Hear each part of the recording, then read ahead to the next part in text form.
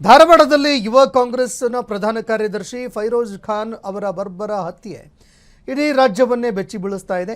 ಮನೆಯೊಳಗೆ ನುಗ್ಗಿ ನಡೆದಂತಹ ಈ ರಕ್ತಪಾತದ ಬೆನ್ನಲ್ಲೇ ಈಗ ಪ್ರಕರಣಕ್ಕೆ ಬಿಗ್ ಟ್ವಿಸ್ಟ್ ಸಿಕ್ಕಿದೆ. ಈ ಹತ್ಯೆಯ ಹಿಂದೆ ಸ್ವಪಕ್ಷದ ಹಿರಿಯ ನಾಯಕನ ಕೈವಾಡ ಇದೆ ಅನ್ನುವ ಸ್ಫೋಟಕ ಆರೋಪ ಕೇಳಿಬಂದಿದ್ದು ರಾಜಕೀಯ ಸಂಚಲನಕ್ಕೆ ಇದು ಕಾರಣವಾಗ್ತಾ ಇದೆ. ಈ ಬಗ್ಗೆ ಒಂದು ವರದಿ ಇದೆ ನೋಡಿ.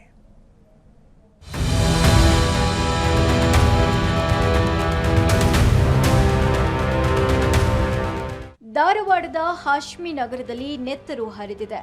ಯುವ ಕಾಂಗ್ರೆಸ್ನ ಯುವ ನಾಯಕ ಫೈರೋಜ್ ಪಠಾಣ್ ಎಂಬಾತನನ್ನ ಅವರ ಸ್ವಗೃಹದಲ್ಲೇ ಅಟ್ಟಾಡಿಸಿ ಕೊಲೆ ಮಾಡಲಾಗಿದೆ.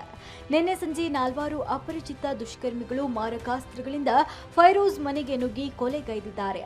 ಏಕಾಏಕಿ ನಡೆದ ಈ ದಾಳಿಯಿಂದ ತಪ್ಪಿಸಿಕೊಳ್ಳಲು ಫೈರೋಜ್ ಯತ್ನಿಸಿದಾದರೂ ಹಂತಕರು ಮನಬಂದಂತೆ ಹಲ್ಲೆ ನಡೆಸಿದ್ದಾರೆ. ತೀವ್ರ ರಕ್ತಸ್ರಾವವಾಗಿ ಫೈರೋಜ್ ಪಠಾಣ್ ಸ್ಥಳದಲ್ಲೇ ಕೊನೆಯುಸಿರನ್ನ ಎಳೆದಿದ್ದಾರೆ. ಅಬ್ದುಲ್ ದೇಸಾಯಿ ನೀಡಿರುವ ಹೇಳಿಕೆ ಈಗ ಕಾಂಗ್ರೆಸ್ ಪಾಳಯದಲ್ಲಿ ಭೂಕಂಪ ಸೃಷ್ಟಿಸಿದೆ. ನನಗೆ ಗೆಳೆಯಂದು ಇದೇ ತಿಂಗಳ 24ಕ್ಕೆ ಮದುವೆ ಇತ್ತು. ಮದುವೆ ಕಾರ್ಡ್ ಕೊಡ್ಕೊಂತ ಅಡ್ಡಾಡ್ತಾ ಇದ್ದ. ನಾಡ್ದು ಬೆಂಗಳೂರು ಹೊಂಟಿದ್ದೀವಿ ನಮ್ಮ ಸ್ಟೇಟ್ ಲೀಡರ್ಸಿಗೆ ಮದುವೆ ಕಾರ್ಡ್ ಕೊಡೋಕೆ. CCTV ಫುಟೇಜ್ ಚೆಕ್ ಮಾಡಿರಿ ನೀವು. ಇಲ್ಲೇ ಬಂದು ನಿಂತು ಅವನ ಜೊತೆ ಮಾತಾಡಿ ಅವ್ರ ತಾಯಿಗೆ ಸಲಾಮ್ ಮಾಡಿ ಅವ್ನಿಗಿಲ್ಲಿ ಫಸ್ಟ್ ಚಾಕು ಹಾಕ್ಯಾನ ಶಾ ಅಂಥೇಳಿ CCTVದಾಗ ಕ್ಲಿಯರ್ ಕಾಣ್ತೈತಿ. ಒಳಗೆ ಓಡೋಗ್ಯಾನ ಅವನ್ನ ಬಾಗ್ಲ ಬಂದ್ ಮಾಡ್ಕೊಂಡಾನ.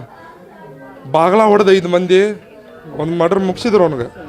ಅವ್ರ ಅಕ್ಕ ಅವ್ರವ್ವ ಬಿಡ್ಸಾಕ್ ಹೋದ್ರೆ ಹೊಲಿ ಮೇಲೆ ಇದ್ದಿದ್ದು ಹೊಲಿ ಮೇಲೆ ಅವ್ರ ತಂಗಿದ ಮುಖ ಹಾಕಕ್ಕೆ ಹೋಗ್ಯಾರ.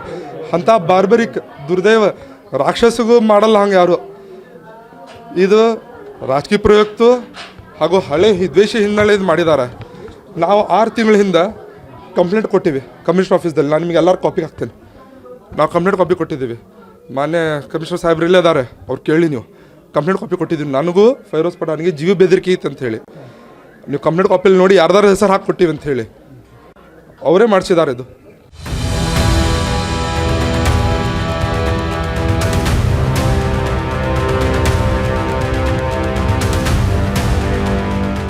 ಫೈರೋಜ್ ಪಠಾಣ್ ಕೇವಲ ನಾಯಕರಷ್ಟೇ ಅಲ್ಲ, NSUI ಕಾಲದಿಂದಲೂ ಸಂಘಟನೆಯಲ್ಲಿ ಸಕ್ರಿಯರಾಗಿದ್ದವರು. ಸದ್ಯ ಯುವ ಕಾಂಗ್ರೆಸ್ ಪ್ರಧಾನ ಕಾರ್ಯದರ್ಶಿಯಾಗಿ ಜವಾಬ್ದಾರಿ ನಿರ್ವಹಿಸುತ್ತಿದ್ದ ಅವರ ಹತ್ಯೆ ಕಾರ್ಯಕರ್ತರನ್ನ ದಿಗ್ಭ್ರಮೆಗೊಳಿಸಿದೆ. ಆದರೆ ಈಗ ಹತ್ಯೆ ಪ್ರಕರಣಕ್ಕೆ ಒಂದು ಸ್ಫೋಟಕ ಟ್ವಿಸ್ಟ್ ಸಿಕ್ಕಿದೆ. ಈಗ ಫೈರೋಜ್ ಪಠಾಣ್ ಅಂತ ಸುಮಾರು 32 ವರ್ಷ ಧಾರವಾಡ ಉಪನಗರ ಪೊಲೀಸ್ ಠಾಣಾ ಸರಹದ್ನಲ್ಲಿರೋ ಮಾಳಾಪುರ ಅನ್ನುವಂಥ ಒಂದು ಏರಿಯಾದಲ್ಲಿ ಮನೆಯಲ್ಲಿದ್ದಂಥ ಸಂದರ್ಭದಲ್ಲಿ 9:30ಯಿಂದ 10 ಗಂಟೆ ನಡುವೆ 3-4 ಜನ ಬಂದುಬಿಟ್ಟು ಇವರಿಗೆ ಹಲ್ಲೆ ಮಾಡಿದ್ದಾರೆ. ಆ ಹಲ್ಲೆಯಿಂದ ಭಾಳಷ್ಟು ರಕ್ತಸ್ರಾವ ಹಲ್ಲೆ ಆಗಿ ಸ್ಥಳದಲ್ಲೇ ಮೃತಪಟ್ಟಿದ್ದಾರೆ ಅನ್ನೋಂಥದ್ದು ನನಗೆ ತಿಳಿದು ಬಂದಿದೆ. ಯಾವ ಕಾರಣಕ್ಕೆ ಮಾಡಿದ್ದಾರೆ ಮತ್ತು ಯಾರು ಮಾಡಿದ್ದಾರೆ ಅನ್ನೋಂಥದ್ದು ಅವರ ಕುಟುಂಬ ಸದಸ್ಯರು ಮತ್ತು ಸಾಕಷ್ಟು ಜನ ಲೈವ್ ವಿಟ್ನೆಸಸ್ಸು ಹೆಣ್ಮಕ್ಳೆಲ್ಲ ಇದ್ದಾರೆ. ಭಾಳಷ್ಟು ಜನ ಅವರು ಕಂಪ್ಲೇಂಟು ನೀಡೋ ಒಂದು ಪ್ರೋಸೆಸ್ಸಲ್ಲಿದ್ದಾರೆ. ಈಗ ಕಂಪ್ಲೇಂಟ್ ಕೊಟ್ಟರೆ ಇಮಿಡಿಯೇಟು ನಾವು ಈಗಾಗಲೇ ಆರೋಪಿಗಳು ಯಾರು ಅನ್ನುವಂಥದ್ದು ಕ್ಲೂ ಸಿಕ್ಕಿರೋದ್ರ ಹಿನ್ನೆಲೆಯಲ್ಲಿ ಅವ್ರನ್ನ ಹುಡುಕ್ಲಿಕ್ಕೆ ನಮ್ಮ ಅಧಿಕಾರಿ ಸಿಬ್ಬಂದಿಗಳು ಕಾರ್ಯೋನ್ಮುಖರಾಗಿದ್ದಾರೆ. ಆದಷ್ಟು ಬೇಗ ಆರೋಪಿಗಳನ್ನು ಅರೆಸ್ಟ್ ಮಾಡುವಂಥ ಕೆಲಸ ಮಾಡಲಾಗಿದೆ.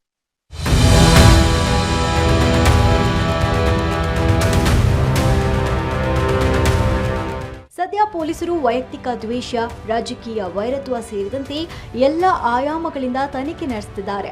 ಘಟನೆ ನಡೆದ ಬೆನ್ನಲ್ಲೇ ಹಂತಕರು ಪರಾರಿಯಾಗಿದ್ದು ಅವರಿಗಾಗಿ ಬಲೆ ಬೀಸಲಾಗಿದೆ. ಈ ಬಗ್ಗೆ ಪ್ರತಿಕ್ರಿಯಿಸಿರುವ ಹಿರಿಯ ಪೊಲೀಸ್ ಅಧಿಕಾರಿಗಳು ಸದ್ಯಕ್ಕೆ ಯಾರನ್ನ ಕೂಡ ಬಂಧಿಸಿಲ್ಲ, ಆದರೆ ಶೀಘ್ರದಲ್ಲೇ ಆರೋಪಿಗಳನ್ನ ಹಿಡಿಯಲಾಗುವುದು ಅಂತ ತಿಳಿಸಿದ್ದಾರೆ.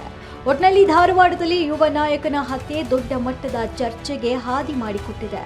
ಆರೋಪ ಕೇಳಿಬಂದಿರುವ ಆ ಹಿರಿಯ ನಾಯಕ ಯಾರು, ಅಬ್ದುಲ್ ದೇಸಾಯಿ ಅವರ ಹೇಳಿಕೆ ಹಿಂದಿರುವ ಸತ್ಯತೆ ಏನು, ಇದೆಲ್ಲವೂ ಪೊಲೀಸ್ ತನಿಖೆಯಿಂದಷ್ಟೇ ಹೊರಬರಬೇಕಾಗಿದೆ.